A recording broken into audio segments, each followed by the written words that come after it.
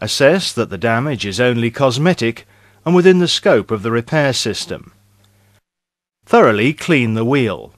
Sand the damaged areas to remove any high spots. Fill with alloy filler using the activator to speed its cure.